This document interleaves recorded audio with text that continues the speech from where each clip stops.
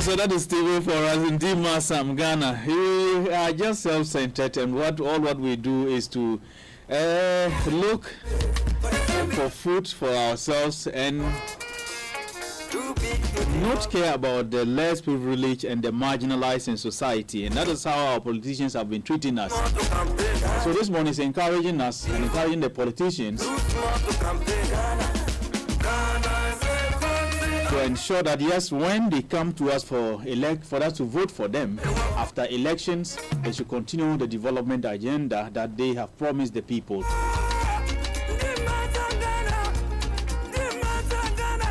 And that is his message to all of us here this morning. Steve, thanks a lot for taking this particular message through. Your money deserves the safest home. With Telecel Cash, you are protected every step of the way. No risk, no worries, no long stories, just peace of mind. Dial star 110 hash or download the Telecel Play app now for safe, secure transactions. Telecel Cash, a safer choice. Telecel Cash, Sunday Keke. And that is how Telecel treats you. Make sure that we keep your money safely for you. If you are keeping your money safely on Telecel Cash, let me show you how to make the cash for yourself too as well. For those of us who hustle on daily basis, wondering how to survive without cash, don't worry anymore, because Get Cash raffle has come to help you. The good news is that there is cash waiting for everyone. Simply dial the short code star 920 star 92 hash and follow the prompt and stake just 5 CDs to enter the draw and win for yourself some cash to cushion yourself for the day. Buy as many tickets as you want to increase your chances of winning. Get Cash raffle by Go 7 will start soon on A1 Radio. So keep listening for more information and how to win more for yourself. Get Cash for your pocket. That is it. Let me welcome my boss again, Papa, for us to do some discussions while we wait for our politicians to join us, do some discussions on various topics that we have this morning. We'll be looking at the reorganization agenda that the various political parties have started. The NDC have started their registration process, of new members, and the MPP have also given us timelines as to how they want to start their elections from scratch. The CJ have also given us his findings on the various petitions that were submitted to the presidency, about 7 of them, and he has found no reason why the Electoral Commission bosses or the Office of the Special Prosecutor, Kisi Jaben, should be removed. We'll be looking at some of these things this morning, but before that, before they come in for us to start, let me pick some views from Gerald Asaki before he goes. Gerald, yeah, Charlie, before the politicians come in, I think one of the things that we discussed yesterday has to do with your community roots.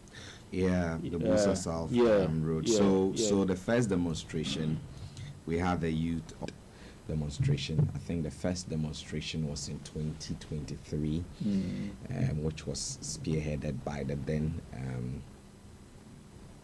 presiding member of the district assembly there, John Apabe. And then down the line, 3 years down the line, we've had another young man also lead this particular charge, our team. Isaac, yes. And then so this is the Busa South own, and very soon we'll be having another demonstration, which will be led by the youth in the Busa North municipality. Wow. Yes. You see, I feel that our people, especially in the Busa area, has been taken for granted. We are a district that produces the rice, We are the food hub when you come to the region. But unfortunately, all roads leading to the Busa South through Busa North is deplorable. It is terrible. You need to speak to drivers as these commercial drivers who use these shuttles on the road, and they will tell you the trouble they go through. Some would buy a new tie, and in less than a week or two, they have to be looking for another tie to buy because the prior work that was done on the road, still by my 10 construction, the gravel they used are more like stones that cut through their ties. So for me, this demonstration is good. It's bringing the needed attention to our road. It was heartbreaking when we didn't find that stretch of road in the Big Push. Although the Upper East region didn't find any road under the Big Push, I believe that the Busa South, we felt the pain the more because we assumed that considering the numerous promises that were made concerning our road, also adding to the fact that it was the NDC's previous government in 2016 that cut the sword for the construction of the road. We're anticipating that it would have been a critical road under their government in the Big Push.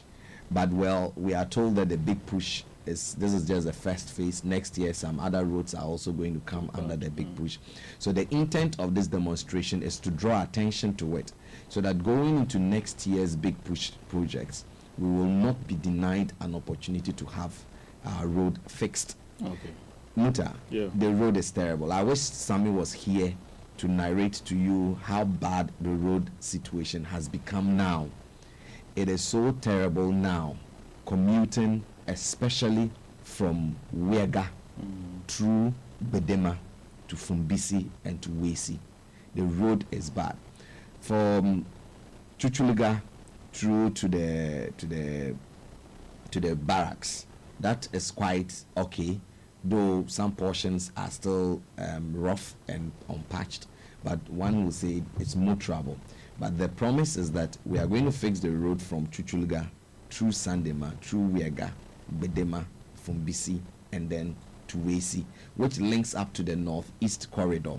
That is the Mamprugu Maduri district. Okay. We want that road fixed. Enough of the lives that have been lost on that stretch of road. The contractors comes around and he pretends, let me say, they pretend to be working. Then after some few days, they are off the road. So yes, the first demonstration was done, though they denied, the police denied, said they were not manned up enough. They didn't have the personnel to offer protection for them to conduct a demonstration. But so they did a press conference, after which they went through the principal streets in town. Busa South, but Busa North are also planning one, which is going to come on very soon. I'm not previewed about the date, but I was just reading through our youth development page, and then I am fully aware that in the Busa North also the police are saying they cannot provide the needed security because there are not many. The personnel are not many, which is understandable. And so the youth are also thinking of a different approach because they must drum home the message for the development of Busa South and Busa North municipality. Buluk needs a motorable road. Enough of the rhetoric, enough of the stories we are hearing. And I don't think it's only the Busa South that need roads. Oh no. Across the Upper East region, the Agenda 1515 is in progress. I know people in the China Paga constituency will be talking about the Navio Bridge, which was broken, and then the bridge Sami and Kalala. You went and took a video of where a pregnant woman lost her life. They are also expecting that bridge to be fixed. There are several rules for the people in the Bolgatanga municipality and the Bolga East district. Their major headache is the Kola Bridge, that stretch of road which needs to be completed. the Bolga Boku Plomonkum Road needs to be completed. There are other major road projects that need to be completed. So yes, roads in the Upper East region need critical attention. But if you ask me from where I sit and from where I come from, I believe that the Bulsa roads really need critical attention for now. Yeah. Well, what of the interior? Is it just so when we talk about the roads within the Buluk enclave, there's no, if you know, the thing is within the district, at least you need to get some stretch of road started. That cannot be said. That cannot be said about Sandema, which is one of the oldest districts within the region. It cannot be said because the road leading into the town is rough, is bad, it's terrible. Though it looks tarred, but it's terrible. You know, when a tarred road gets bad, you know how terrible it becomes. If it's a Bulsa South district, there's no single layer of bitumen in Bulsa South. There is no single layer of bitumen in Bulsa South. And if you are going into the district, you'll be sorry. You just have to slow down completely because you may end up busting your tie. Wow. So the road situation in the Bulsa land is bad. There is no single layer of bitumen in any of these districts I'm talking about. So Bulsa North is a municipality. The road situation there is not representative of a municipality. It is not. That third stretch is from years ago. I can say about 20 or so years ago. And it's filled with potholes. Wow. I don't even want to say they have, because it's not, you can't describe that as a third patch of road. So I can say on authority that within the Bulsa districts, that's the Bulsa North municipality and then the Bulsa South district, we don't have a single layer of bitumen. Wow. On any of the stretches. So when we are calling for that, it's not a huge call we are making. We are only asking for our share of the national cake. If you can't get the roads leading into the district connected with bitumen, then at least the roads within the district should be tarred. So there should be a relief. The dust they are inhaling or have inhaled over the years, maybe a research needs to be conducted to ascertain the health impact of dusty roads. Then we can know the lives that are at risk as a result of inhaling these dust. So we are calling on government as a youth. I am adding my voice to my brothers at home that we need the roads in Bulsa North and South fixed. Forgive me if I always mention Bulsa South. But we need the roads in Buluk fixed. We need the roads in Buluk fixed because it will open up for economic activities in the space. The Bulsa South, again, let me remind you, produces abundant rice. But when they finish producing this rice, vehicles struggle to go there because sometimes they get stuck. Aside getting stuck, the road is completely bad for them to even move on. So yes, the inner roads are bad. The major roads connecting the two districts are deplorable, and we need government's attention on it. We are calling for our share in the Big Push project, and we are hoping that the next list of roads that will be captured under the Big Push, the Bulsa roads are also going to be part of that agenda from government. Like talking about the issue of dust, yesterday I watched a video that was put together by one of our good friends, Smart DJ Smart, and it's about the route leading from Bokut Township, I think, to Tempane. The road is currently under construction, and the dust that is on the road is just very, very, very, very bad. The appeal is that they should constantly water it At least that is what we do see constructors when they are constructing roads. Yeah. They constantly water it to reduce the dust. It is that such that if you are on a motor, or possibly even in a car, you are only able to see the next person coming. Exactly. And the oncoming vehicles, motorists, and even pedestrians, and that could be dangerous. It is. It's not good. It is dangerous.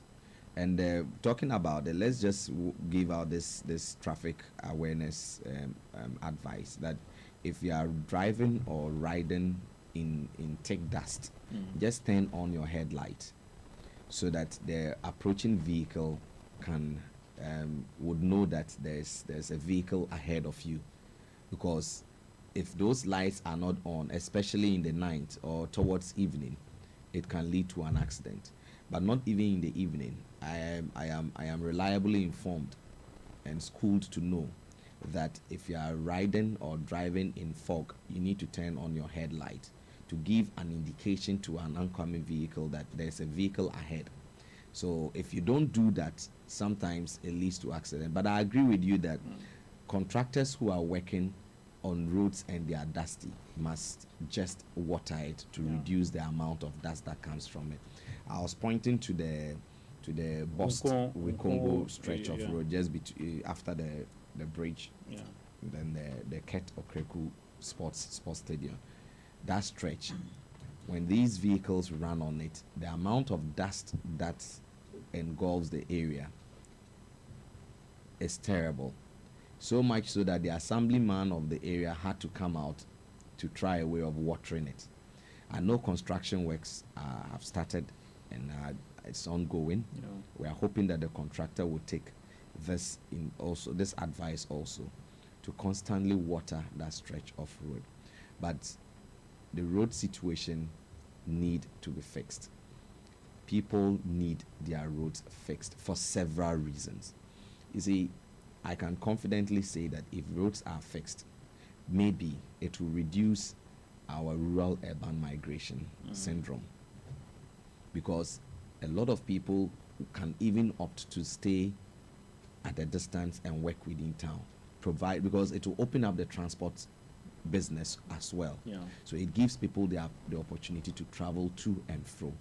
Let's not get to the point where the youth would come out and say that they are disappointed in leadership, because mostly when you are going into for this contest, there are several promises that you make, and there are several requests that the people make.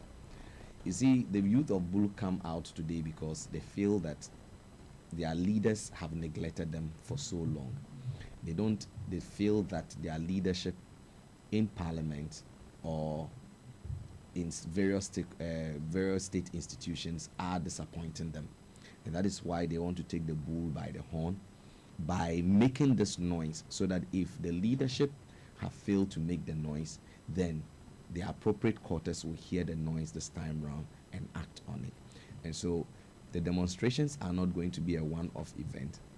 It's going to be a series of events. There are going to be series of demonstrations that are going to take place till we hear a statement from the right authority telling us that yes, we have heard this. The deception on the Bulsa roads have been far too long.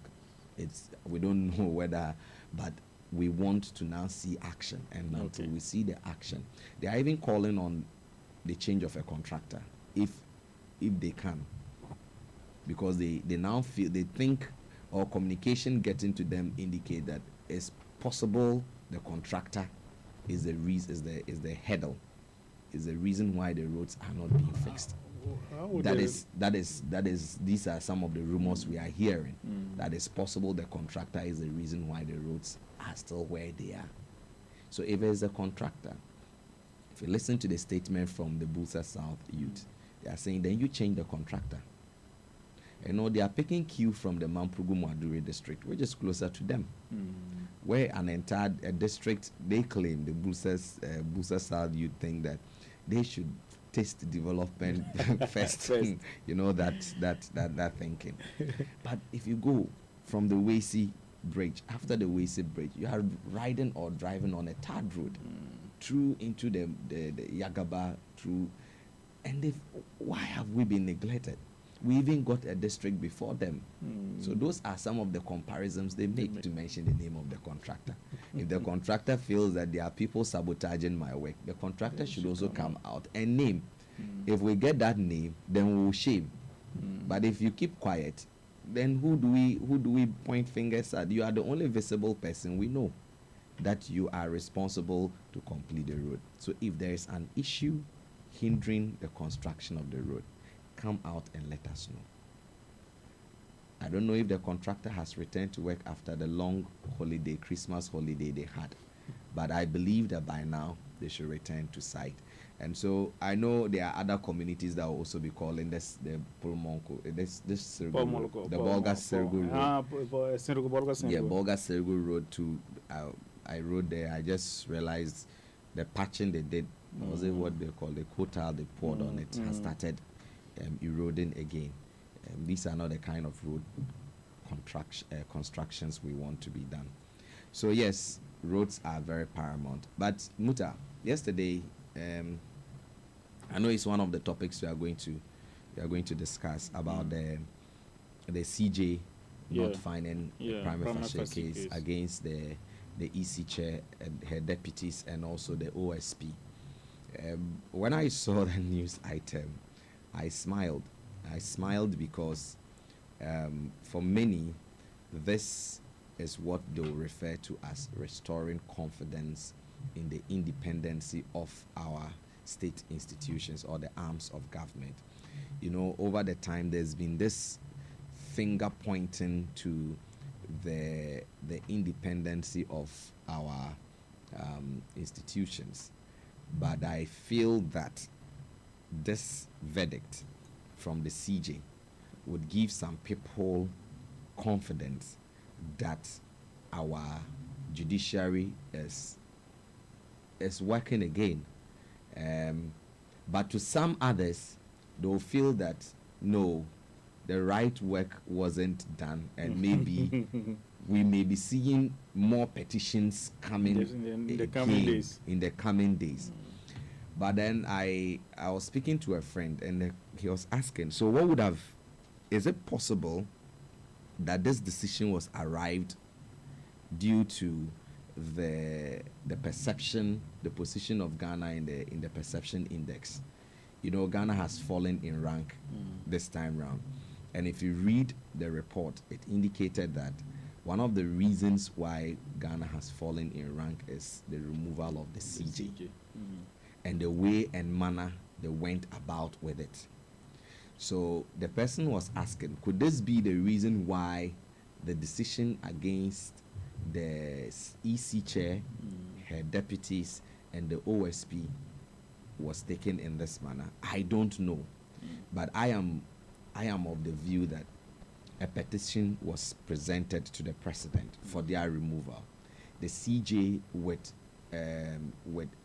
his group of people thoroughly went through the petitions, and they made a conclusion that has been upheld by the President of the Republic, a conclusion that has been made public to the people of Ghana, a conclusion that has settled in well with the many of Ghanaians. I, for instance, I am happy that the conclusion hasn't seen to the accent of the OSP and then the EC. Reason being that I felt that if they had taken out the EC chair, it could have set a precedence of, okay, so for every government that comes in, we are going to replace our own EC. Then what is now going to be said of our democracy? Could it now be the narrative that we are appointing our own EC chair so that we can have our way out during elections? But this decision by the CJ goes a long way to cement our position as a democratic sovereign state, understanding the essence of democracy and how it can benefit the people and the development going forward. So if you ask me what my position on the CJ's decision, for me, I feel that it's a decision that is going to settle in well with many of Ghanaians who were scared about changing EC bosses when a new government comes in. It was unfortunate what happened to Charlotte Osei and her deputies, but we didn't need to have a precedent being set. So I read through the comment under Felix Kwachi Fosu's post, for Minister for Government Communications, and there were expressions of disappointment, largely from sympathizers of the NDC who knew that this was going to be a done deal. When we win power, we're going to ax her out. We're going to ax them. We're going to push it was them. Even part of their campaign. So this comes as a huge disappointment. But let's look at the bigger picture here. How is it going to benefit the nation in the international limelight? How are we going to be seen by our partners out there? Are they going to embrace us when we talk about democracy? When we talk about so now what happens is that going forward, the other measures we need to put in to ensure that our state institutions work as independent as they are. I don't believe that they weren't working independently. I knew they were working independently. But for the allegations that were made against them, some with evidence, we are hoping and appealing that this should go a long way to help our state institutions be their own bosses and work independently. So it's happy to know the OSP is not going anywhere, and it's happy to know that the EC chair and her deputies are not going anywhere. But this is not a fight that is just going to be laid low. I know some other petitions are going to come, but in whatever, that is what makes us a state with the rule of law. If you don't understand anything, if you think something was done wrongly, you go and petition. Or you go to court. And then the court of law will now adjudicate your case for you. So, yes, the disappointment there, Charlie. They come. And the sarcasm from the other side, you know your other people too. It's also going to come. But whatever it is, let's know that Ghana has won at the end of the day. Ghana has won. It's beautiful. It's good to see governance go this way, especially if you monitor the 2024 campaign season, how commentaries were being done about the actions of the EC and her deputies, and the fact that this new government have come in and petitions actually have been sent. I think it was even sent during the previous administration, and also so. And this time around, this administration received those petitions, forwarded to the CJ per the dictate of the Constitution, and finally we are hearing that there haven't been any doing that has been that is against these individuals. And President of the Republic of Ghana have also accepted it. Looking at the comments that we had heard during the campaign season, you would definitely know, like you said earlier, that some political actors would not be happy with the decision that has been given by the Chief Justice, and especially some advocates who as well have seen this man, Oliver Baka-Vamowo, write commentaries about it here and there, and he's so not happy because of the issue concerning SAL, where they were not given the chance to elect their member of parliament for almost about 4 years or 8 years, and that alone, he felt that the Electoral Commission should have been asked. There should have been some level of punitive measures put in place to ensure that some of those things will not occur again. And then, that is the law. The law is the law. We are praying that we all abide by this, and also caution ourselves as citizens and as public service workers that our body language, our utterances should also be measured. I think some of these concerns have come simply because some persons had made certain comments and have said certain things that the people make conclusions that they were against a certain group of people or a certain political party. I think if we are measured by some of these things, it would at least reduce the kind of the level of anger that sometimes citizenry mounts on people who are holding offices. Even looking at days running, getting to the elections, the kind of mistakes that you could see occur, that ballot papers were misprinted, serial numbers were mismatching here and there, then you would allude to some of these criticisms that people are making, that the individuals manning those offices are not doing things right. It is just so good that it is within this particular administration that these investigations are being done and they have been cleared. And so, no matter what it is, today all of us can stick our necks out and say that the Electoral Commission is not as bad as we hear in the media or we hear in commentaries by political actors. And so we should trust them and give them the benefit of the doubt that no matter what it takes, what it is, they will be able to work and fix the system. Elections in every country, every democracy, is almost like should I say, that line that connects every dot to ensure that democracy functions and functions properly. If elections are not conducted well, if elections are not conducted with transparency, and a body like the Electoral Commission must be careful on how they conduct elections periodically.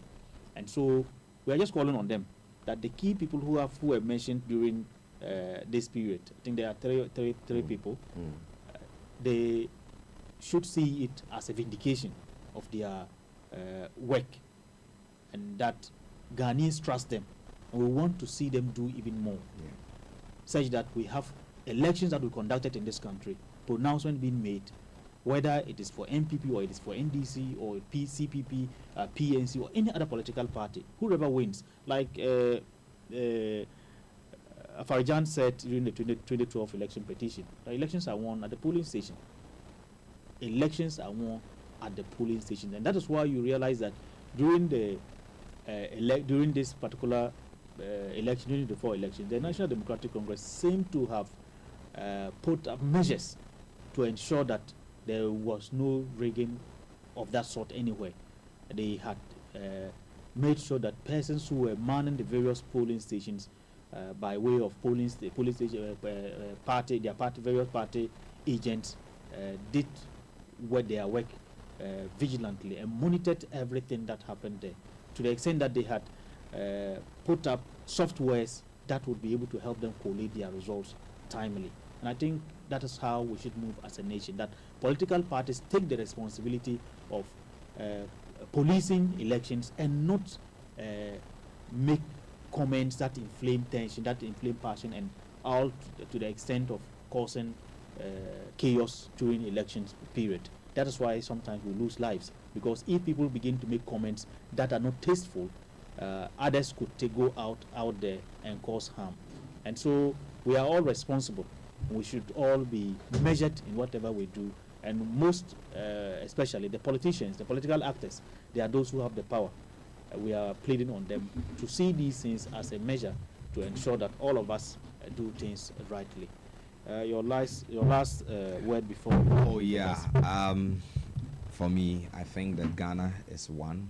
We we have an enviable record when it comes to upholding our democratic credence, and so let's guard it jealously. Yeah. Let's guard it jealously, and then for me, let's believe in our arms of government. Let's believe in the judiciary. Let's believe in our executive. Let's believe that they can do what it takes to help our country. But that doesn't mean that we shouldn't make informed, critical critique when it becomes necessary.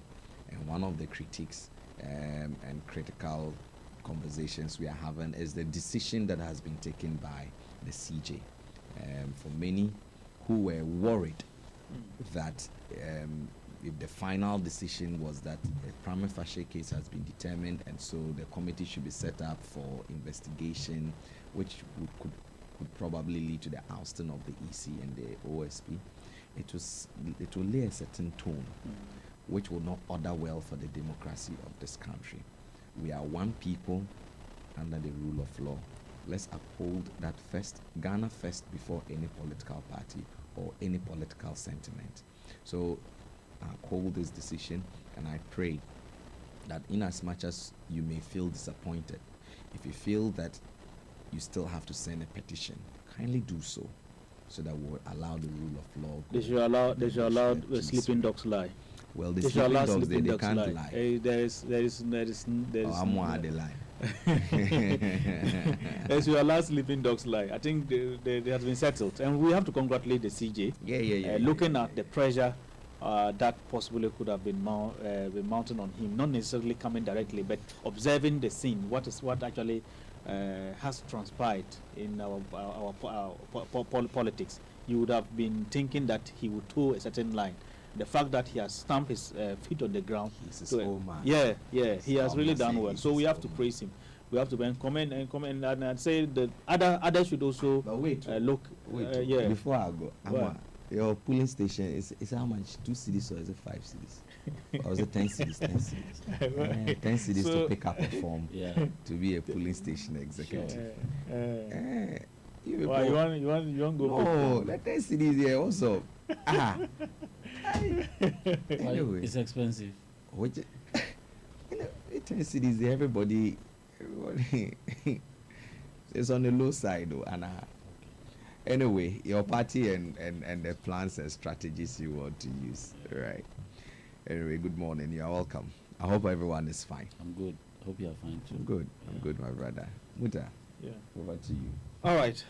So we're going for a short musical break. We'll be back here shortly. Please don't touch your dial. Let it be locked here on A1 Radio 101.1 megahertz. Where this show is also on YouTube. You can go and then watch our YouTube videos and then follow us and subscribe to us as well. Do Cool, a leading water manufacturing company in the Upper East region, as part of its corporate social responsibilities, presents the maiden edition of the Upper East Street Music Awards coming off this weekend.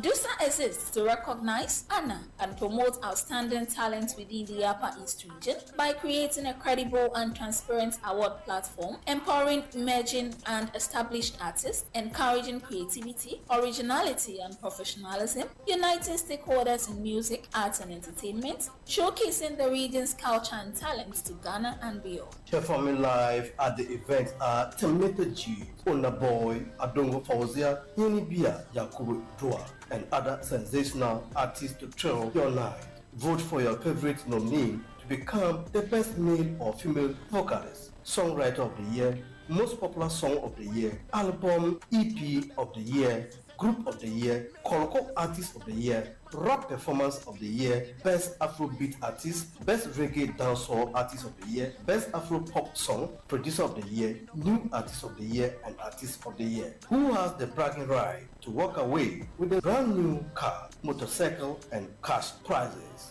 Join your favorite MC and hype man, Kentonka, also known as Energy, this Saturday, 21st February 2026, 7 p.m. prompt at the stadium entrance, Bolga. Remember, it's a free gate event. For inquiries, call 0537-850-906 or 0533-564-635.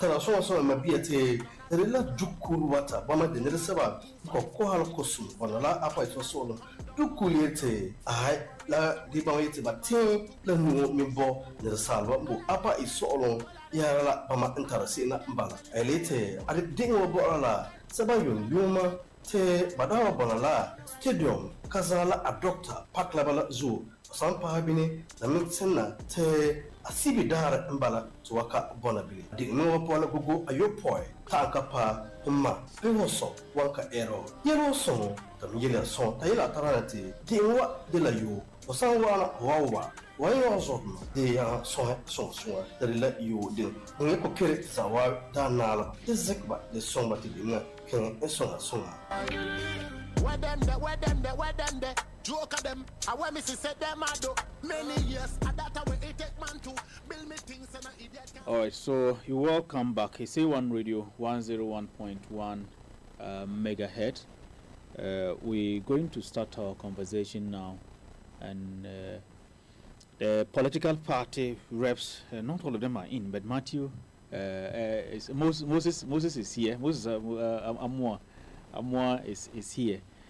Let's start whilst we wait for the NDC to join us if they would. Good morning and welcome. Yeah, thank you. Good morning. Yeah, I hope you're doing well. I'm great. Yeah. Hope you're fine too. Not bad at all. How is the MPP doing? The MPP is doing very well.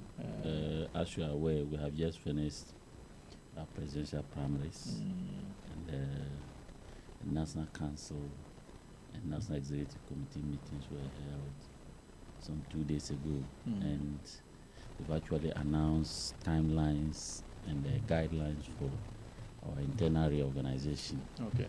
And as we speak, the party is poised. We are ready, and everybody is calm and waiting for those times to reach, so that we'll reorganize our party. And the whole idea is geared towards the 2028 elections. We want to make sure that latest by September this year, all structures of our party would have been reorganized, have our executives in place, and the party is ready to prosecute the 2028 elections. So, as we speak, everybody, you see that there's calm now in the party. Those days before even the party took the decision to organize the presidential primaries first, you see that jabs were being thrown on social media, in the mainstream media. Those days, they call this person, and they give it to each other, and all that. And ever since the party announced the timelines, or probably the date for the presidential primaries, you saw the jabs and the tantrums that were being thrown at each other's the various camps. Okay, Dr. Baumia's camp, Dr. Brian Champon, Honorable Kennedy Japan. You saw that the supporters were at each other's throat and all that. And at a point in time, the campaigns were becoming very, very nasty. But we thank God that after the presidential primaries, there has been that calm. There's some intentional gradual return of normalcy, peace and unity coming back to the party. So we thank God for that, and even though we haven't achieved total return of peace and unity, we expect in the coming days people will reflect, people would come back to their real selves, and people would have been rested enough to join the flag bearer and the whole party machinery to prepare and work tirelessly towards 2028. So you see that there's some kind of fresh air, if you've observed, ever since after the presidential primaries, there's some fresh air blowing within the new patriotic party, and we are poised, we are ready, and we are going to hold this incompetent NDC government to their promises. And see that recently the cocoa issue, they are running helter skelter, and they betray the cocoa farmers. They betrayed every farmer in this country, and the party is making the sure cocoa that issue is not hold them. it's not bad for conversation. I would ask you further questions on Yes, this, I and that will understand, change I'm that only will just change the saying that the conversation. party So is resolute, yes. and we are holding the NDC to its own promise. All right. Because if you promise that you are going to increase cocoa bag, price of cocoa bag from 3,600 to 6,000, and then you come today, you are in power, and you are now actually not even maintaining the 3,600, but you are reducing it to 2,500. That is scam, and that is Sakawa. So the farmers are angry, and I tell you that the 2028 election is going to be a different ball game together. Because if you promise heaven and you come and you are delivering hell, the people will not sit aloof. So we are going to hold them accountable. Every single promise they make, we in the MPP will make sure that we hold them accountable to it. Okay. Because you cannot throw that into the eyes of the Ghanaian people. Let's put that aside. Would you be able to tell us your outline, the activities that you're going to be running from the now onwards? Yeah. So briefly, I am not having the templates or probably the timelines of head, but March, the whole of March is going to be a membership registration. Okay. That is where the party at the base level, the polling station level, we are going to register all members of our party at the various polling stations. So for instance, me sitting here talking to you, I'm the constituency secretary of Navrongo Central, but I belong to a polling station. Okay, so I must make sure that my name is registered or is kept inside the polling station register, so that on the day of the polling station elections, if I want, or if if I'm available, I can go and take part in the polling station elections. So the whole of March is dedicated for membership registration at the various polling stations, and the officers in charge of this membership registration is our gallant polling station executives who have been manning these polling stations for the past 4 years. So we dedicating the whole of March for that. April is going to be some verification, and also we are going to do some verification and entry of this data into the party management system. And May, we expect May to be the polling station, and also I'm not too sure of the time, but I believe that I'm correct. May is going to be polling station and electoral area elections. June will be electoral area elections, and then by July we'll have the constituency elections, and I think by August or so we will be having the regional elections, and by September I need to look inside my phone to be able to give you the accurate timelines that have been designed by the National Executive Committee of our party. So by September would have been done with polling station, electoral area, constituency, regional elections, our branch elections. And when we say branch elections, we are talking about diaspora, those who are outside the country. Okay. Then we will also be done by September. Who would have been done by national elections, and the party would have been ready for 2028. So that's it. What significance does this play to the development of the party and the reorganization process of the party?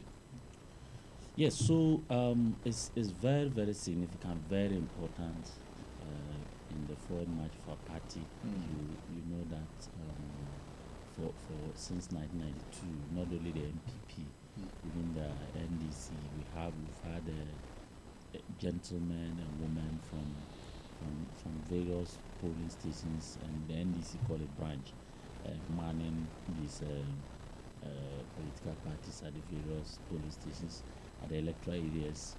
We have people who are supposed to coordinate the affairs of the party.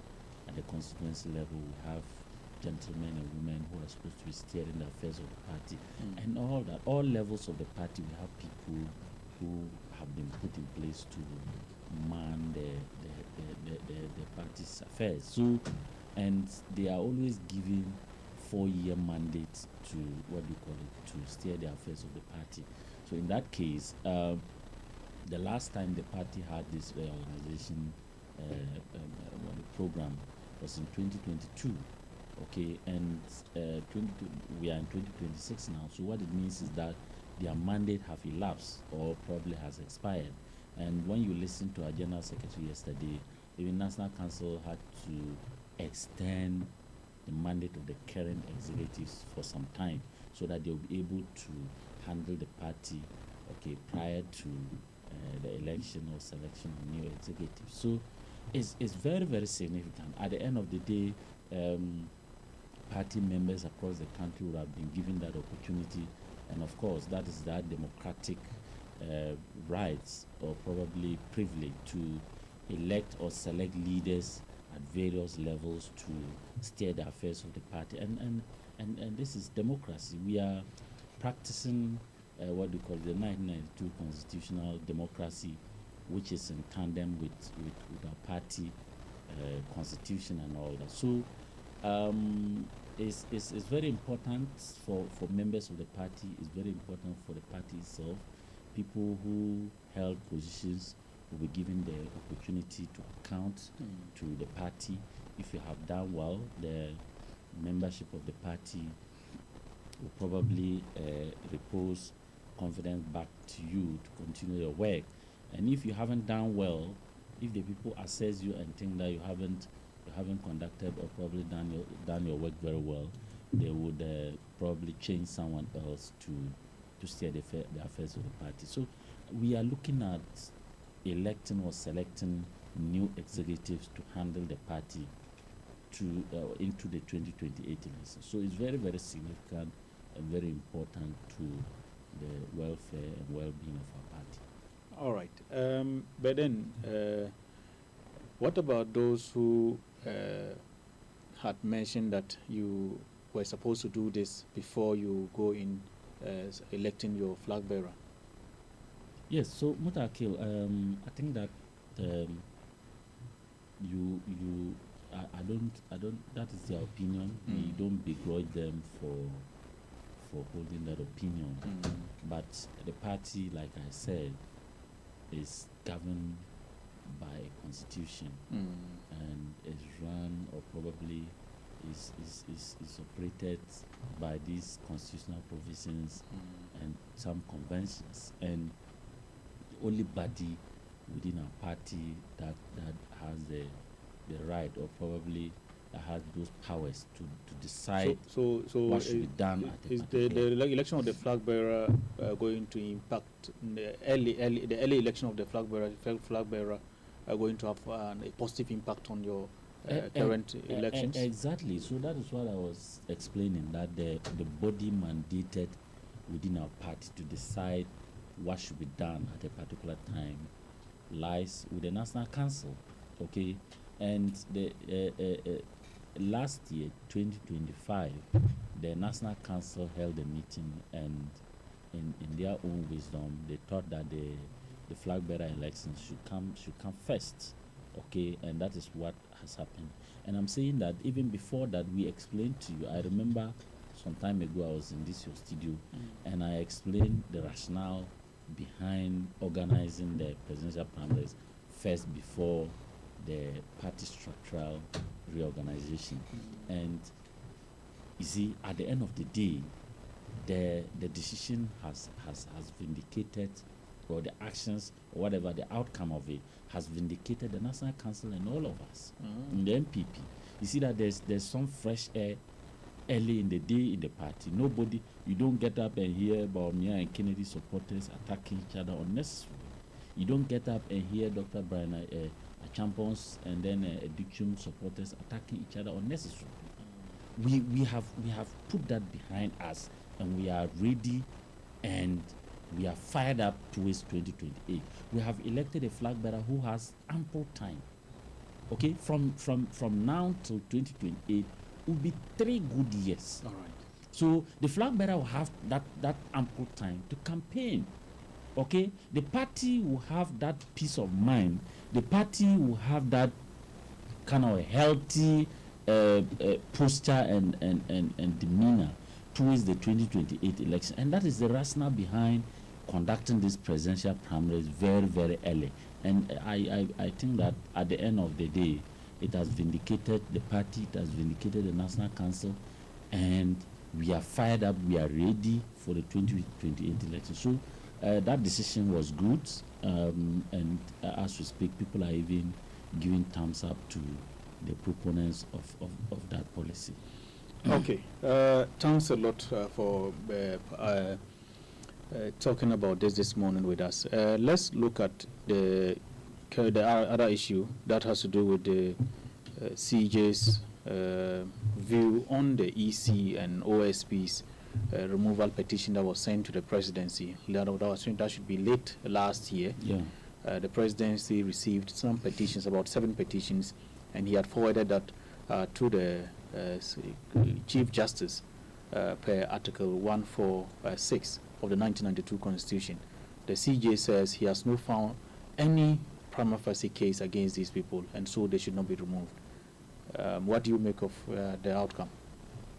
Yes, so Mutake, before I even move to that, on the issue of our reorganization, let me use this opportunity to call on everybody within our party, the members, the current executives, former members of parliament, former MMDCs, former parliamentary candidates, and everybody who matter within the MPP, that this is the party finds itself at a crossroad.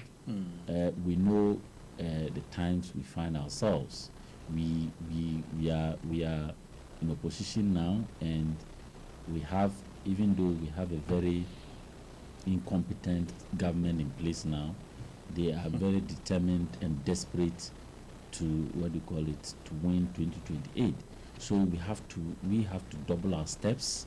We have to do all it takes to make sure that we come back to power in 2028 to continue the good works that we used to do for the people of Ghana.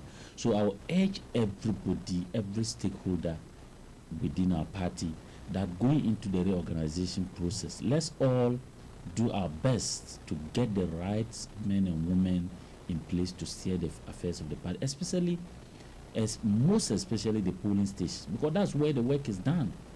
At the constituency level, constituency executives are only there to coordinate.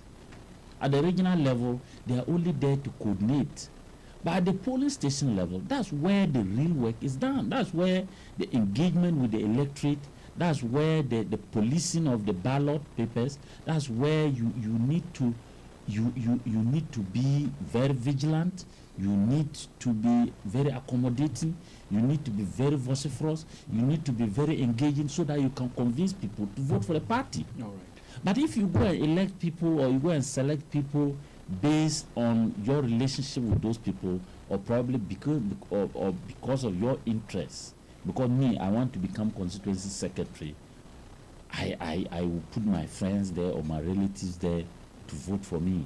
At the end of the day, I will become constituency secretary, but the work at the polling station would not be done. So let's try our possible best to get the right men and women and put at the various structures of the party, so that they can be able to steer the affairs of the party very well, so that we can deliver 2028 for our party and everybody in the country.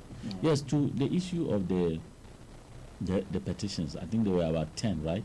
And 7 of them were targeting the electoral commissioner and her deputies, and then 3 of them were targeting the special prosecutor. Mutaki, from day one, you see, we have always told this and these people that, you see, the emotional kind of anger, the emotional reaction that they've had against the electoral commissioner and her deputies and the OSP and all those things wasn't the way to go. We've told them, especially as for the OSP, sometimes in the past, I even believe that I on this your show in the past, I made it clear that the president should have fired him, okay, because he has proven to be a talkative and not a doer.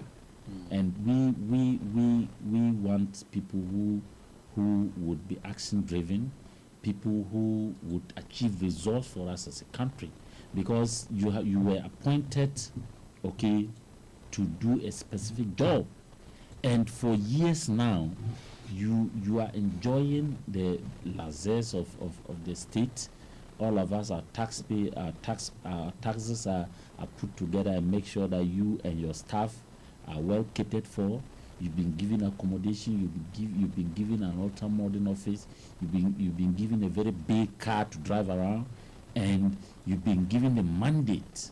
Okay, above all, you've been given a mandate to prosecute corruption and corruption-related issues in this country.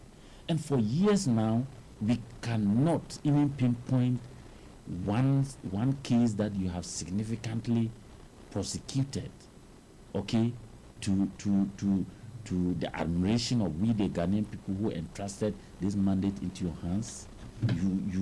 You are there, and anytime you hold a press conference, it's all about cock and bull stories. We are not able to pinpoint Mr. A who have misappropriated state funds, that you have kept the person behind bars.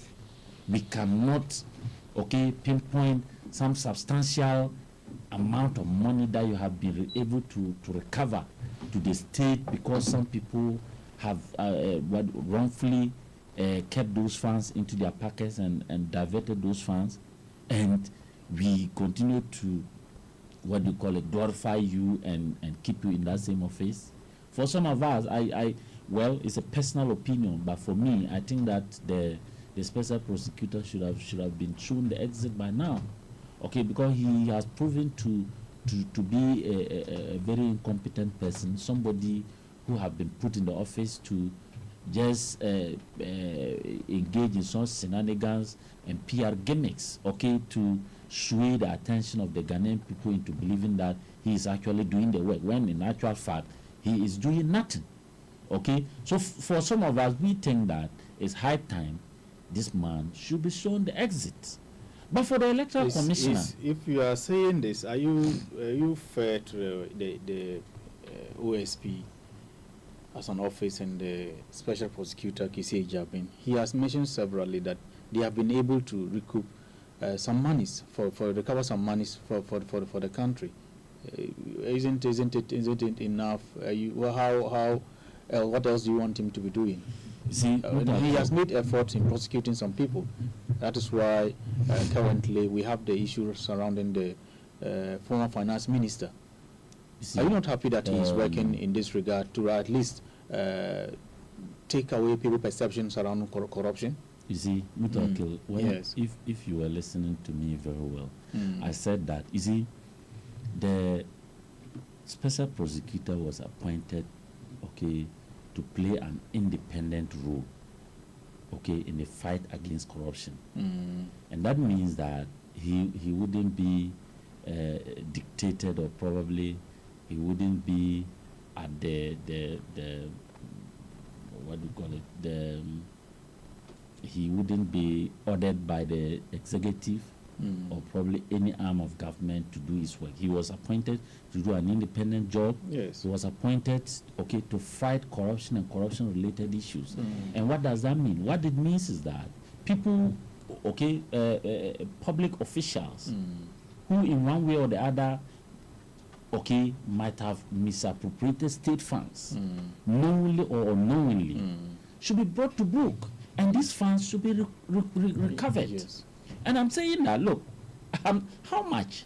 Just listen to how much has the OSP recovered to the state, as against how much we spend monthly to take care of he and his people. How much has he recovered?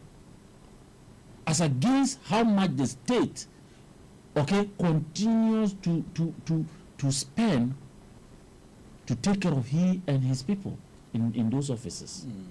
You understand? Tell me any one single soul. I stand to be corrected, but show me any single soul that this what do you call it? This special prosecutor have been able to put behind bars to serve as a deterrent to other people or other public officials who harbor the intention of probably dipping their hands into state coffers the next time. So and that is the intention. The intention in the fight against corruption. The fight against corruption. There are only two goals, in my opinion, and those goals are that you recover what have been stolen, and then the other thing is to punish the perpetrators of some of these corrupt acts, to serve as a deterrent to future potential corrupt people. You understand? In the 2025 half-year yearly report, they announced that, or they revealed that they have actually recovered about $2 million US dollars and about 8.5 million Ghana cedis. There are other persons who have been taken to court and currently going through prosecutions, and they are pursuing others too as well. You don't think that the Special Prosecutor Office is doing its best to ensure that corruption is kept in the country? Yes, so Mutakil, I'm saying that, you see, I haven't said that they haven't recovered any money. I'm saying that it is insufficient. Okay, look at the budget for the OSP, the 2025 budget allocated for the Office of the Special Prosecutor, and juxtapose it with what he has recovered for the states. He should have done more. And I'm saying that above all, he should have kept people behind bars to serve as a deterrent. He should have proven to us, okay, the independent nature that we all wanted him to be. He should have proven that to us by punishing people, keeping people behind. Look, he has made it now the office. He has proven to us that like now the office is now between he and why is Ken Oforiatta the only let me say alleged corrupt official in this country. So it is the Ken Oforiatta issue. In the past, the NDC, John Mahama first term. Is he saying that there weren't corrupt officials in that regime? Is he saying that the past government within the previous administration have been investigated, including the current president? Where has those issues gotten to? He was investigated, and I'm saying that not even a thing. I am saying that I stand to be corrected, but you need to show me one. You remember the Airbus issue? I remember the investigate. I'm saying that where has it gotten to? Have you seen any successful prosecution where an individual have been jailed for corruption? Every day, haven't you seen people being jailed for stealing goats, even fowls and all those things? Is it the case that our justice delivery system in this country, the rich and the so-called big men, when you steal with pen, that one is not stealing. So they need to do more. So look, let's look for a very competent person and put in that office. So Kisiri Jabe must go. For me personally, I don't speak. This one is not the MPP's opinion, but for me, Moses personally, I think that man must go so that we get a very competent person who will come and be more radical in the fight against corruption. Because this man is dilly-dallying with the issues. He's dilly-dallying with the issues, and we are not seeing. He will just be there. Some months you just organize press conference and talk big, and that ends it. Since the last press conference he held, have you heard of him again? You've had. He made noise about red notice, Interpol alert, and all those things. Haven't they removed Ken Oforiatta's name? We've had members of the NDC. We had some members of the NDC criticize Kisiri Jabe for the works that he's doing. We've also had persons like you criticizing him for the work that he is doing. For the fact that we have both party members criticizing, don't you think that he's doing something right? No, for me, I you see, it's about the work. It's about the country. It's not about which political party is saying what. For me, some of us, we are looking at the work being done. Okay, so look, I'm saying that you have mentioned an amount that he has recovered for the country. And I'm saying that You look at the budget. I was just looking at the budget allocated to his office. All right. For 2025, which is about 146,750,289. Okay, for the 2025 year. This amount is colossal. Have been allocated to his office. Just oppose this amount to how much he said he has recovered for this country. And I'm saying that mention one single soul. I stand to be correct. Mention one single soul that Kisi Ajabing and his people have successfully kept behind bars, okay, for misappropriating state funds. Moses Samuel speaks for the New Patriotic Party, NPP, here in the Upper East region. We want to go on the telephone line and speak to our good brother, Jonathan Abdallah Salafu. He is the Regional Communications Officer for the National Democratic Congress, NDC, to contribute his voice on this particular topics that we are discussing this morning. Jonathan, good morning and welcome to Daybreak Apais. Yeah, good morning. Yeah, I hope you are doing well. I'm okay. Thank God. God willing, I've gotten some breakfast. That's good. Yeah, some good watching with Papuma and please don't whet our appetite this morning. And because of the management of the economy, it's not manageable, you know. So you can go 1-1-1. Oh yeah, you can go 1-1-1 throughout. Let's hear you. What? Moses, my brother. It has been a while. Yeah. Yeah. So Moses extending his greetings to you this morning. Thank you. Yeah. Yeah, you put the Wachi aside small so we can have this conversation this morning a bit, then you go back to it again. That's okay. Yes. So tell us, we're looking at the your party reorganization plan, and then the issue regarding the CJ's receiving the petition, the various petitions, and giving us his verdict. Let's look at your party, for instance. What is it that you are doing currently that is nearing to the benefit of the party in terms of our reorganization process? Let me officially say good morning to all our listeners. Yourself and your producers. For our party organization, we have sent registers down to the branches for new members to be registered. We started this on the 10th. So today is exactly 10 days after we sent out the registers. And so far so good. Let me say thank you to the constituency executives, the constituency election directors, the branch executives who have agreed on their own to carry out this exercise on behalf of the party.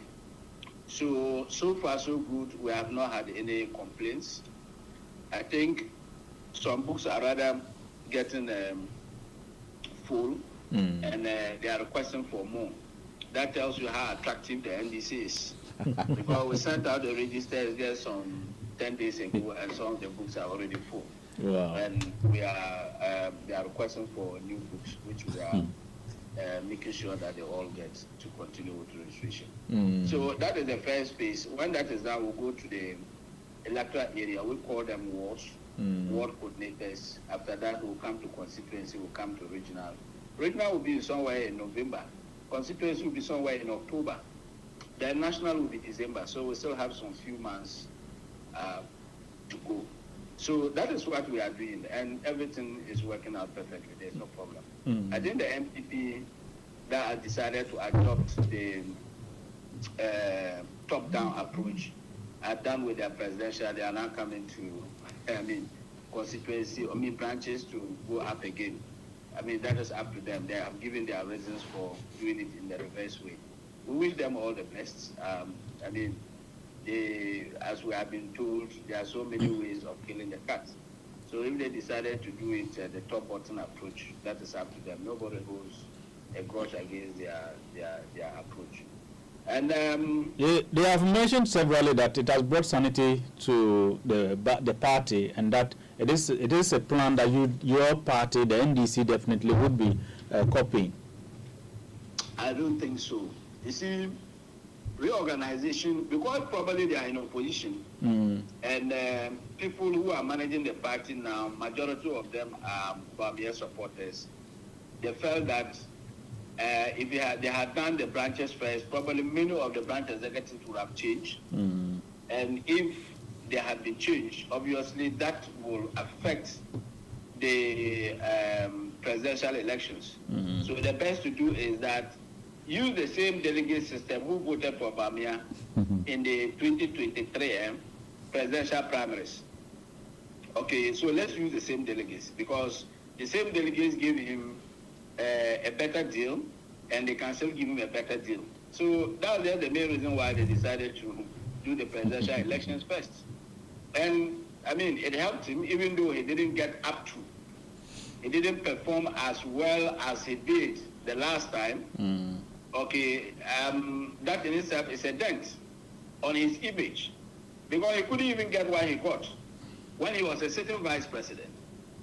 Now, the margin he got tells us that apart from the candidates increasing in number, majority of them, not majority, many of them, about 30-something% of them says they don't have trust in him as a presidential candidate. That is what it means. But like I said, who doesn't know that about me is a damaged goose already.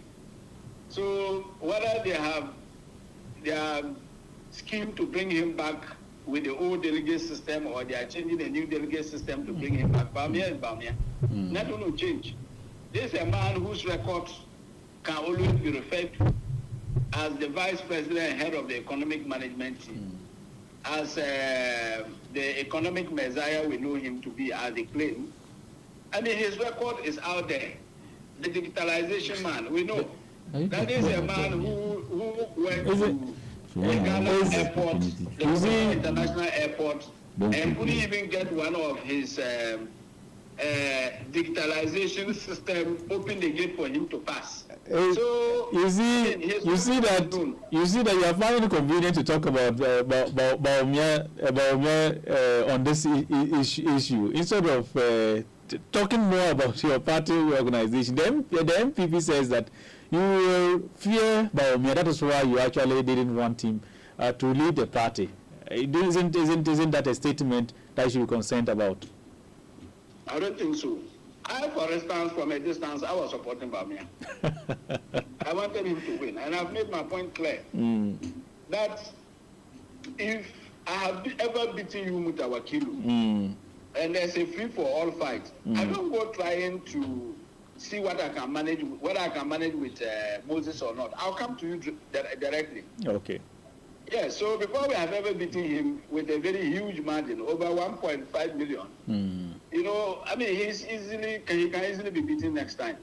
Not for a point, we wanted him to be part of the system because their abysmal performance, okay, once they were in government, he cannot exonerate himself from it. All right. If it were to be Brian, or if Brian was in government, let's say Kennedy Japan, or the other Japan, what is his name? Kwabena Japan. So some of them could have said that, oh, we are not part of the government, we are not part of the mess. We are bringing our own ideas, we are coming with new things. Okay. But that cannot be said by Baumia. All right. So all the economic mess that we saw before we came into government was created by he and his team. Okay. You link him from it. We're going to move to the next topic, but before that, do you have a message for party members, possibly, or the general public, with regards to your current plan for registering new members? The registers are in every polling station. Every polling station. In fact, people have called me privately to ask how they can register, and I tell them, look, just go to your polling station. Ask for any of the polling executives, and they will do the registration for you. What you need to do is to only be a card-bearing member of, you need to hold a national voters ID card to qualify you to be registered. Not a Ghana card? No. Because sometimes we pick the data from the EC.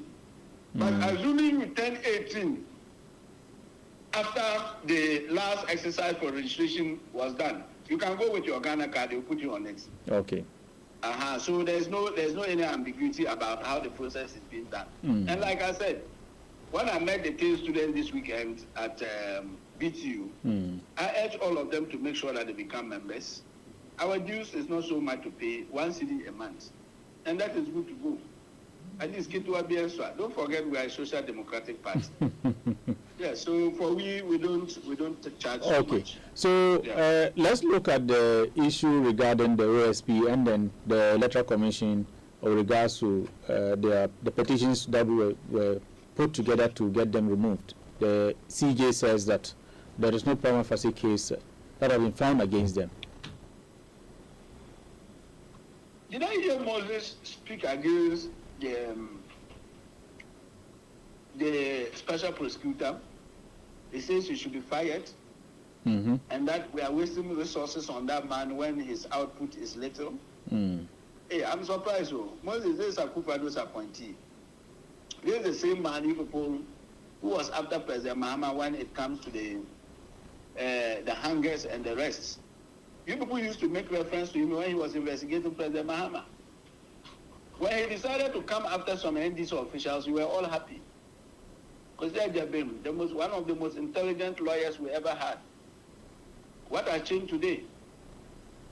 The gentleman is simply doing his work. You see, one thing about running after criminals sometimes doesn't only end with prosecution or getting people jailed. It has to also do with retrieval of resources, state resources. And that the special prosecutor has indicated that they have been able to retrieve resources from people they believe had done something wrong to the country or had looted. That the special prosecutor have said.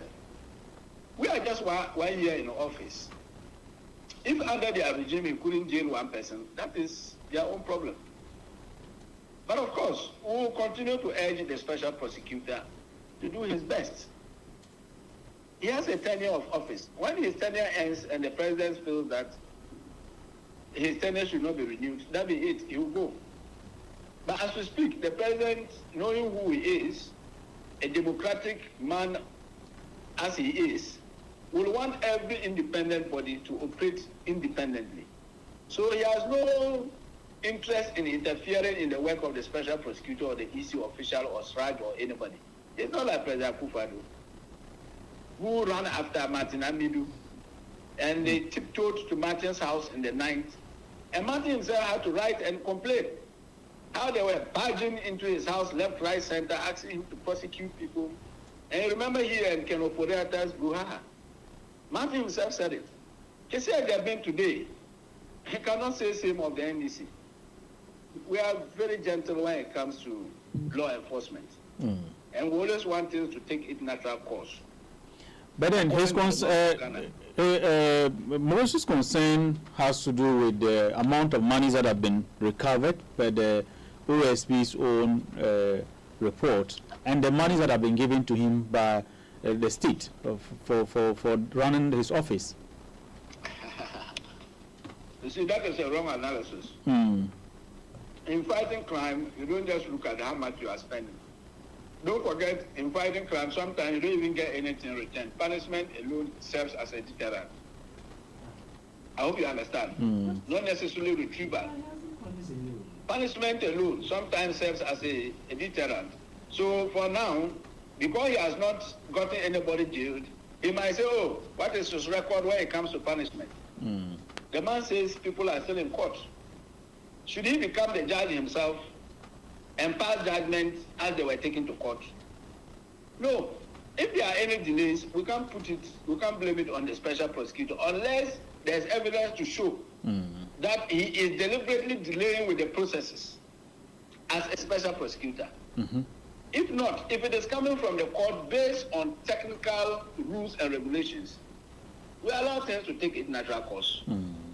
Yeah, so what I want to say is that we are actually in a democratic dispensation. being led by somebody who embraces democracy. I'm talking about President Mahama. If we were to be other presidents we have seen in the past, like President Akufo-Addo, by now we saw what President Akufo-Addo did to the former EC chair. We saw what happened. The woman was removed in no time. I don't want to go into the merit of those But in that case, wasn't it the case that there was a prima facie case found against her? So if this time there's no prima facie, who is Moses to complain? Who is Moses then complaining to? That is what the law says. The Chief Justice says, after looking at the petitions and examining whatever was brought before him thoroughly, he does not see any prima facie against any of the two. Moses said Chinchina, he has to go because he's after Kenoforiata.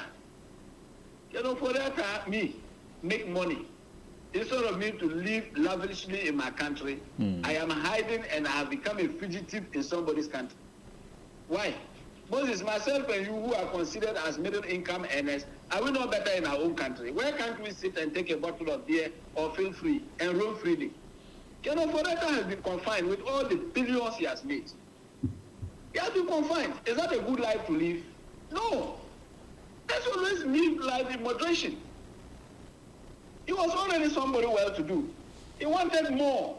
When people were saying that what he was doing amounted to criminality, he refused. Why will you run away from your own country?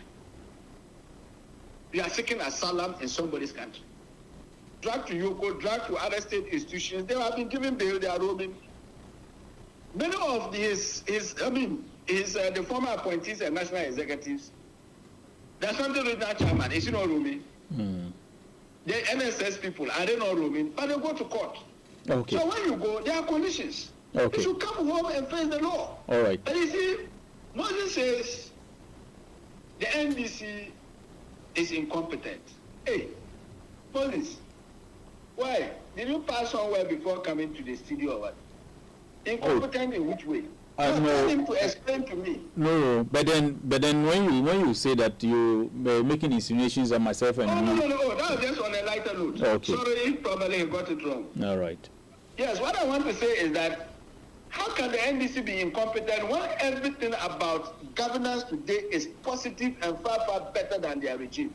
Let Moses mention one thing that the NDC hasn't done better than them, or they have done better than us. Let me mention one thing. He mentioned specifically the cocoa prices. Oh, my brother. Moses is talking about cocoa prices. Yes. They should be ashamed. Why? Cocoa is bought, cocoa is sold out. So if what the international price of cocoa is down, what do you want government to do? It's the same thing you have to buy. You have to buy from the farmers. But he said you had promised that you were going to buy 6,000 Ghana cedis per bag. 6,000. Hey, 6,000 at their exchange rate probably. Because cocoa is bought according to one exchange rate and international prices. So did you consider the two factors? No, you asked him. So it means that you sold at 16 cities as then, and as against the international price then, we may declare that cocoa farmers deserve more. And if today international prices have come down, the exchange rate is better managed, is down. Let me put it that way, because it could be high. If it is high, yes, cocoa farmers might enjoy. But many of us, including myself and you, who are benefiting from the reduction of fuel prices and other things, will suffer. Right? The city is. We all want it that way. So he says that during their time, they were buying at around 3,000 cedis. You were pushing for it to go to 6,000. Why the U-turn? Why are you now? You are not even maintaining the 3,000, but you are reducing it further. Well, but we gave them more than 3,000. I think we gave them 3,600. And then it came down to the 2,600 or 500, which is a difference of 1,000. And we have explained there are two factors that goes into the determination of cocoa prices: exchange rate and international market. Exchange rate is stable. International market is low. Finish. It's like fuel products. And that's what government said they are going to restructure the cocoa system and also deregulate it. So that when prices are going up, farmers enjoy. When it comes down, we all know that we are coming down with it. That is all about it. Gold. That is how gold is being sold. 3 days ago, 3 days ago, a pound of gold could be sold at, I think, was selling as 13.55. 13,550 something cedis. A pound. As of Tuesday, a pound of gold dropped to 12,077. And that is what gold buyers were buying. Yesterday, it went up to 13,000. Is that not what it's supposed to be? So you see, these are politics who will not fly with cocoa. All right. They never got anything to talk about. I wanted to say that my brother Moses and his people, please, it's too early for some of this. You see, even though as Ghanaians, sometimes we have short memory, but it's too early for us to have forgotten of all that they took us through. It's too early. Moses, are you not happy yourself? That now you go to buy fuel, a liter that is just around 11 cedis. All right. So are you not happy? Yeah. So whether he's not happy that the cost of gas, LPG, has reduced. You've talked about the OSP. You've talked about the OSP. The price for the family. The price of Polish rice has reduced, including oil. Okay. So Abdallah, you talked about the OSP. You've talked about the OSP, Abdallah. Driving in town. He drives with his glasses rolled up because fuel prices are cheaper under President Mahama. Under his own regime, he couldn't drive with his glasses rolled up. He's my friend, he knows. Propaganda. He said that is propaganda. Abdallah.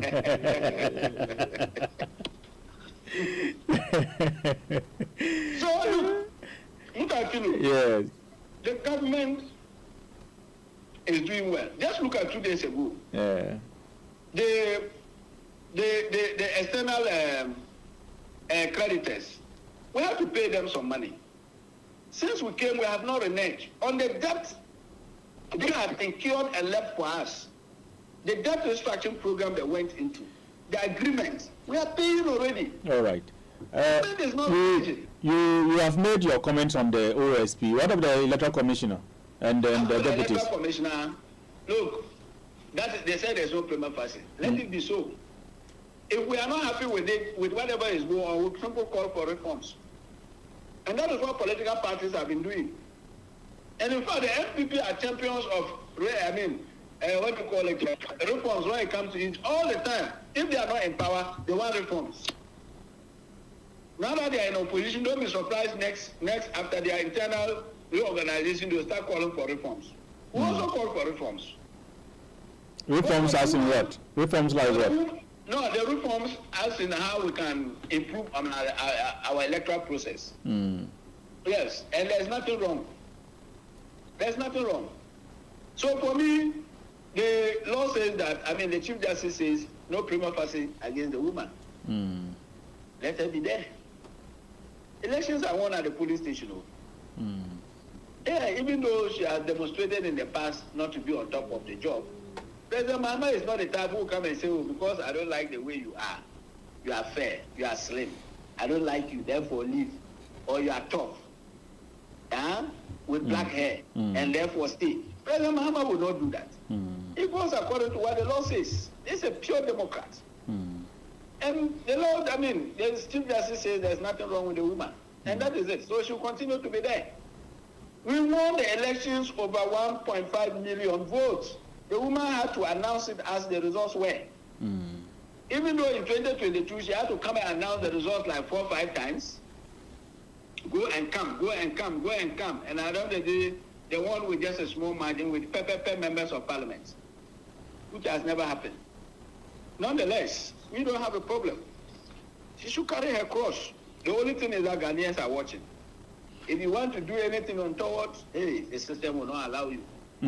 But we as NDC, we go by what the law says. Before the 2024 elections, you had made several calls against the electoral commissioner and the deputies, to the extent that you even had organized demonstrations here and there across the various regions. Today, the various petitions that have been submitted and forwarded to the CJ says that she has not committed any crime that demands her removal, and the other deputies too as well. How do you feel? That's why I said that tells you how democratic we are as a party. We are not twisting anybody's hands. NDC, no. Everything must work accordingly, according to the law. We have our own observations and reservations about the woman. But the Chief Justice says, look, what has been brought before her cannot warrant the processes leading to her removal. Let's let her be. And we go by that. If another group tomorrow feels that they have new evidence, they can tender it in. But for now, the Chief Justice says the woman is clean. Okay. We'll respect that. But you see, we have to all be mindful. Because after elections, look, when Ghanaians want to change you, no matter what you do, you won't survive. That one I must tell you. I've seen it in 2016 and I saw it in 2024. These two elections alone should teach myself and Moses enough lessons. That President Mahama in 2016 did a lot of infrastructure development. We nicknamed him the Commissioner General. He was commissioning left, right, center. We thought infrastructure alone was enough to win him elections. But Ghanaians felt that there were some few corruption allegation cases against his appointees. And that Akufo-Addo would have done better. Ghanaians who were eating twice a day then thought, oh, with Akufo-Addo they'll eat 3 times a day. Yes, no problem. Let's make a change. Okay. They made a change and they said, well, lie and lie. This one, it was a big mistake. All right. So this time they didn't give President Mahama a small margin of 1.5 million. All right. What difference? Abella. Because at the point, we couldn't buy anything. Inflation has gone over 50% in Ghana. And all that our friends could tell us was Russia and Ukraine. Today they are bombing more than that. Prices of rice, the rice we go to buy, they are all falling. Including other cereals. Abella, we appreciate you. You should go and enjoy and stop talking about the NDC government is incompetent. Why you say these people are laughing at you? Okay. Yes. We appreciate your time with us this morning. We're going to end it here with you, so we'll get back into the studio and conclude and say goodbye to our listeners. Thanks a lot. We wish you were here in studio for us to have this conversation. But then, that is how the work has taken us to. We appreciate your time. I'm grateful, though. All right. So you heard Abdallah Salfo, Jonathan Abdallah Salfo. He is the Regional Communication Officer for the National Democratic Congress, NDC. We're coming back into the studio for Moses Moore to contribute to so say just from some few words, then we allow our listeners to call in. Yes. So, but then before that, the landlord has sent us a message. The landlord says, landlord from D-Line says that judicial independence has been restored under the reset agenda. The days when one could have a prior knowledge about how cases could go are gone. Let Ghanaians look forward to receiving judgments that ensure accountability, he says. No more propaganda this holy month. The stolen Ramadan expired rice. My Wale Adam Smith, he says. Wale Adam Smith, they be me. Thanks a lot, landlord, for passing through.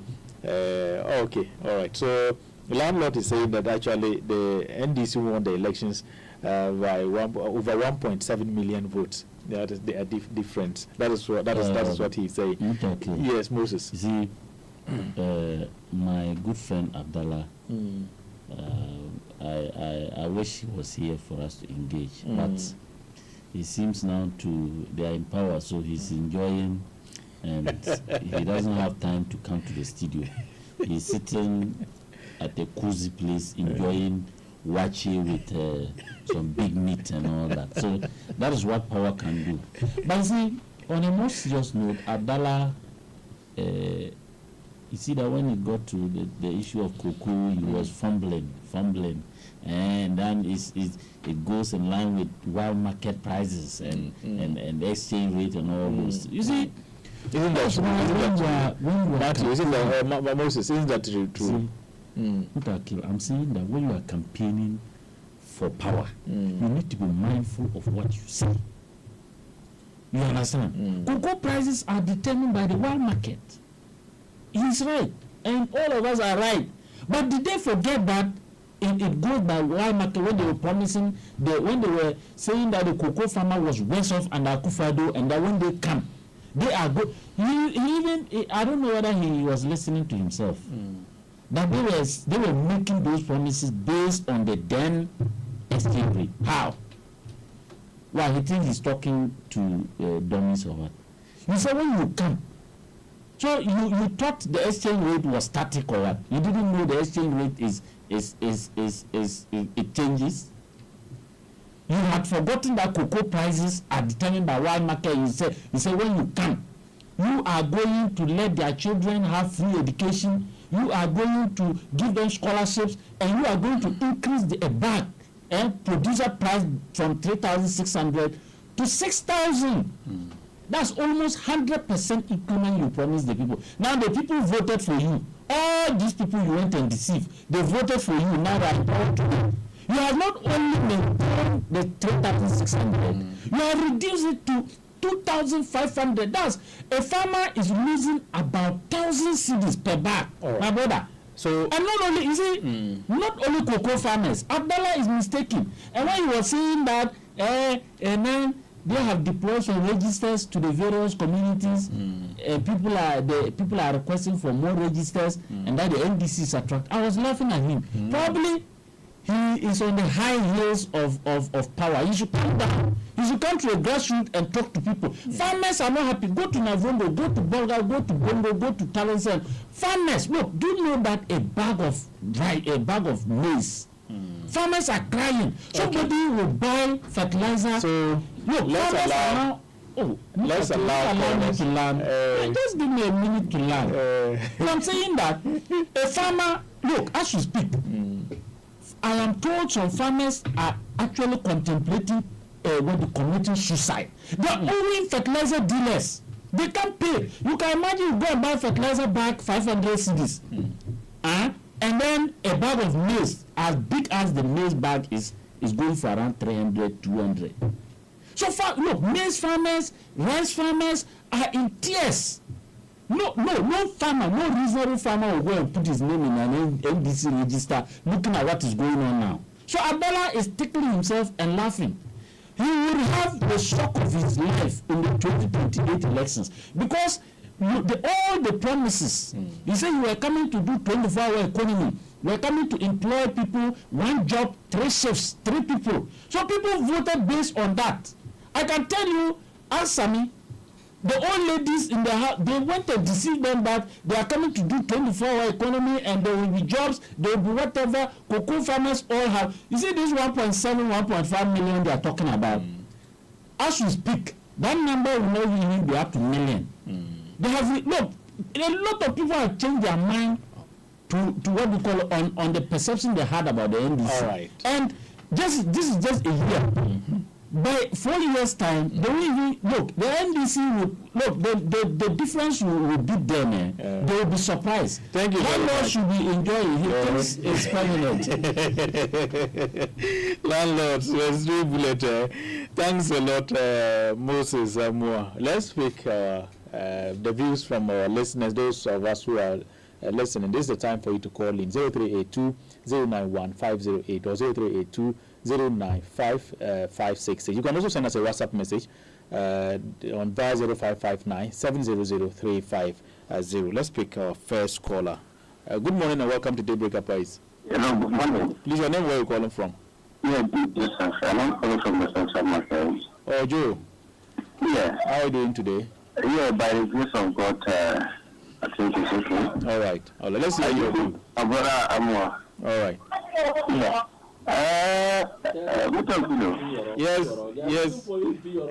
Yes. Can you hear me? Yeah, I can hear you, Joe. Yeah. You see, I listened to the minority leader the other time when he met Tescon executives. And he was like, they shouldn't stop talking about the cuckoo thing. And I was like, is the minority leader just concerned about them keep on talking about the cuckoo thing, or it's about solving the problem? Okay. He was much on the politics of it. We should just continue let it be a topic. That is all, just a topic, not a solution.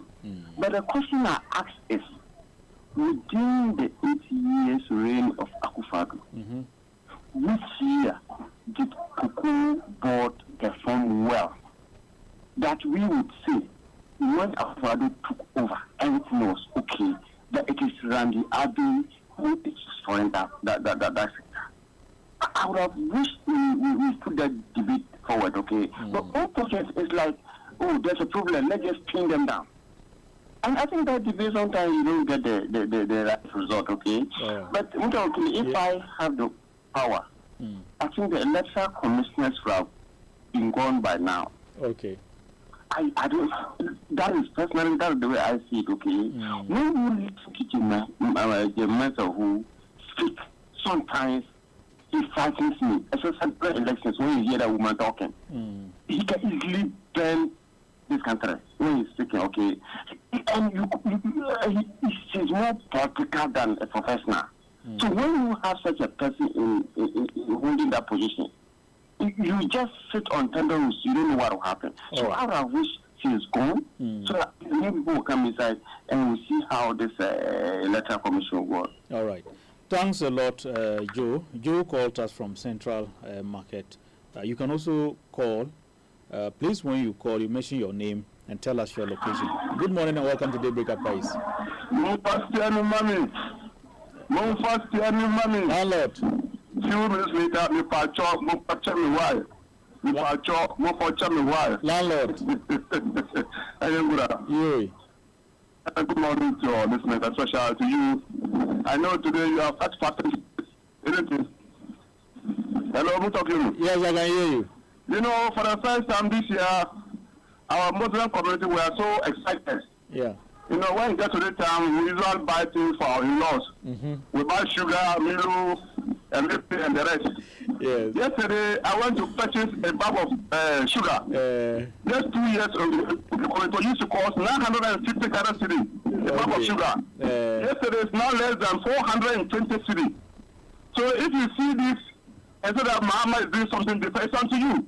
But the ordinary Ghanaian who voted for NPP, and everything else goes for NPP, what is the we have seen a different NPP and NDC. So the promotion there saying that NDC will vote for reduce.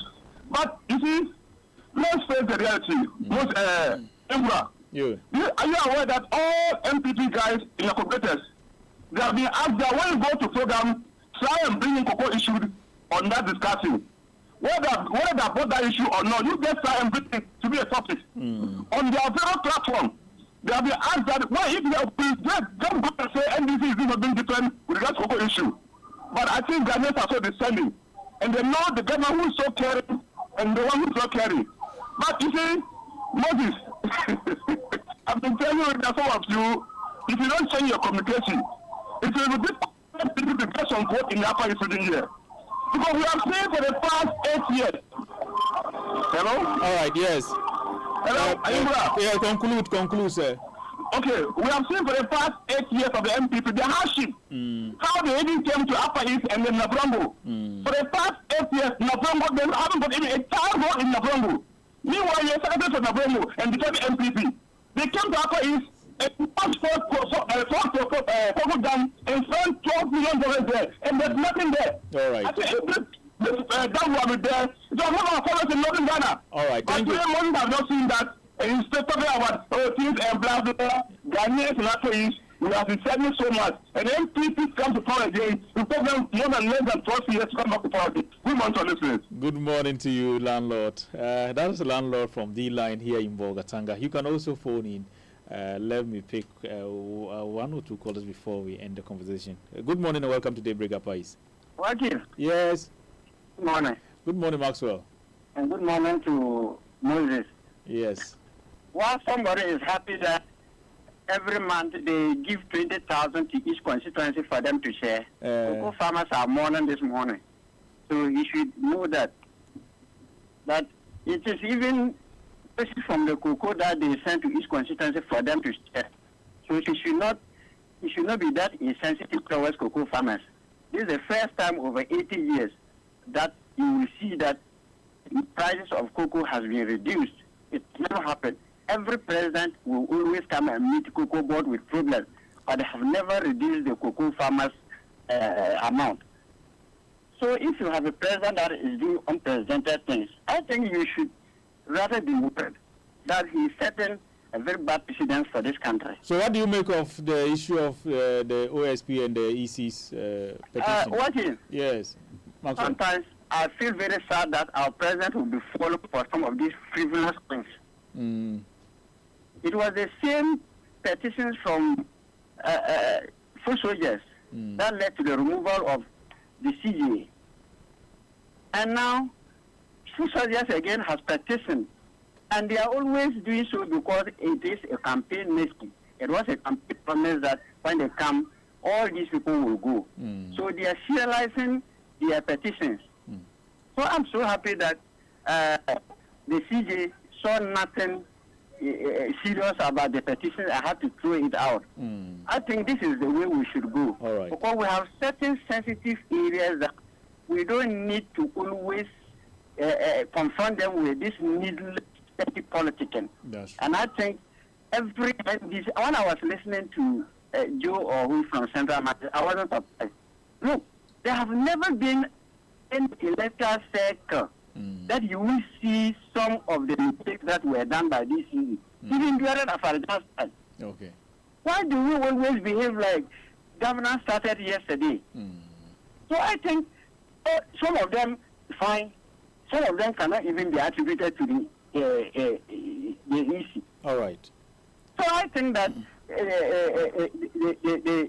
the petition, not the CJ finding a famous study on that case was best.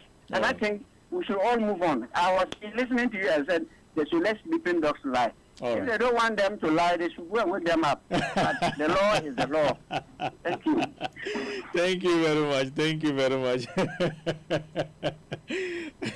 That is Maxwell. Maxwell called us from Bolaga East constituency. We appreciate all our callers. I'm coming back to the studio for us to end the conversation with Moses. Moses. Yes. So your last bite. Yes. So Mutakil, I think that when some of your callers, when they call in, you need to tame them, and you need to always put them on track when they veer off.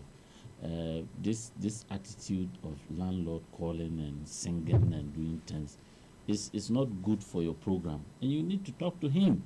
You cannot call and be saying fast year and man. What is the meaning of that? When you call, go straight and make your point. Okay. And again, he said that Navrongo 8 years there has not been any taro. Probably he doesn't know Navrongo. When you do this, you are rather putting your party into bad light. What it means is that you are a programmed robot to spew out lies and propaganda. He's sitting here asking Navrongo, how many rows having the MP? You like putting something on the spot? No, but he's my brother. We are from the same place. You ask him. He knows the road from town to his house was done by the MPP. He knows. So he can landlord. Some of these things you put them out there. You are just laughing at your own self. Now to the electoral commissioner. You see, just like Maxwell has said, emotional politics. The NDC. The woman has done nothing. You say, no, Chinchina, she must go.